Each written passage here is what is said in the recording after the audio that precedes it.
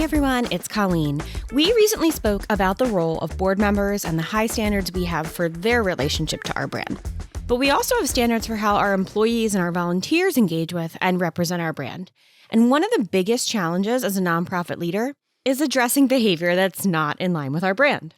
This can be a very sensitive matter, but also a crucial one. So how do we approach it? You might oversee or overhear something you think is relatively minor. You overheard an employee communicating with a volunteer, and they were speaking kind of casually and maybe even using profanity, something that you don't want your organization to reflect. In a case like this, when you observe the activity directly, you can approach that person and refer to your code of conduct. Explain why what you saw or heard didn't meet the organizational expectations for behavior. You can be clear in communicating the standards that your organization expects to be upheld. You can also offer support, guidance, training, whatever that person needs if they share with you that there's a gap in their understanding or that they didn't really get full training when they onboarded. If this person is an employee and they're on your team and they're amenable to your feedback, then just document this conversation and keep that in their file. If this person reports to someone else, clue that other leader in about what you saw and how you handled it. If the person that you're speaking to about the infraction is combative at all, whether they're on your team or someone else's, it's time to escalate your concern to your executive director and or HR. If it's clear that the potential violation is more significant, I always start by going to leadership to discuss an internal review. We want to make sure our organization has an opportunity to get to the truth of the matter. Sometimes people take things out of context, misinterpret what they've seen, or they gain information from a third party, and what gets reported to us is whispered down the lane. So we need to be intentional about getting to the bottom of what happened. That goes beyond marketing, of course, right? That's bigger than just protecting our brand. When our organization needs to investigate a claim of misconduct, we want to be sure we engage our executive director and whoever it is that's overseeing human resources. They're going to help us determine how to approach that review and when to bring in additional parties like attorneys or board members if needed. There's often a standardized process for this through HR, or if you're a larger organization, maybe your risk management department. So don't try to investigate on your own, but be sure to document anything you know. Where this gets trickier for marketing professionals is that depending on the type of behavior and the severity of the possible violation, you may actually have media asking for a statement.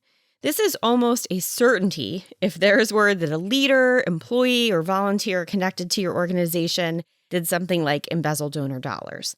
You as the marketing leader need to be prepared for how you will or won't respond, and you definitely want to anticipate the fallout from deciding to respond or deciding not to respond. Sometimes the comment is no comment purely because there are confidential components or other legal implications that you really can't discuss at the time. If an internal investigation determines that the behavior that was reported is deemed a violation of your policies or organizational standards, you're going to need to implement corrective measures. Again, beyond marketing, this may include disciplinary actions, other appropriate interventions. It may include training, which could touch again on those brand standards and how we are committed to portraying ourselves. And again, people may have questions or be inquiring for additional information. So reflect on your policies, align with your leadership and board, and involve your legal counsel when there's serious misconduct so that you're all on board with whatever you're communicating internally and externally. Again, caveat here. Even contact that's not deemed serious or illegal can have negative implications for your brand, especially if the infraction was committed by a board member or an employee who previously committed to upholding your brand values and behavior standards. If that's the case, your leadership team may still choose to reevaluate that person's role. For a board member, that would mean following the bylaws. For an employee, that would mean going back to their employment agreement or the brand standards they signed onto when they did come on board. Should the decision be made to retain this person, then you as a marketing leader and the protector of the brand should be giving an opportunity to review the brand standards and expectations with them. One way to keep yourself from having to do this as a result of misbehavior is to be proactive and to offer ongoing training and development opportunities to make sure that all your board members and employees understand and can embody your organization's brand and values. I would absolutely recommend that you do this in partnership with your executive director, and again, if you have one, your HR partner.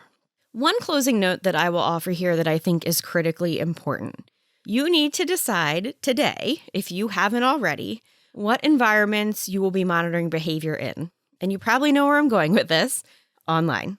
Seeing board members, employees, and volunteers in person is sometimes different than seeing them online. And you have to decide, does that matter to your organization? Does your expectation of behavior that is on brand extend to Instagram, Facebook, LinkedIn, YouTube?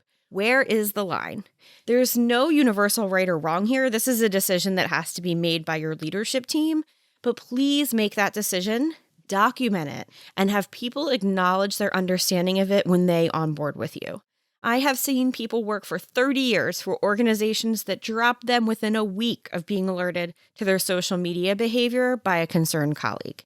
So set your standards, whatever you decide they need to be, and hold everyone universally accountable to them.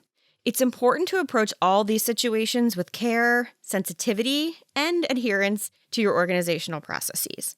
Taking prompt and appropriate action can help maintain the integrity of your brand and ensure that your organization continues to uphold its mission and values, which are so much bigger than any one person.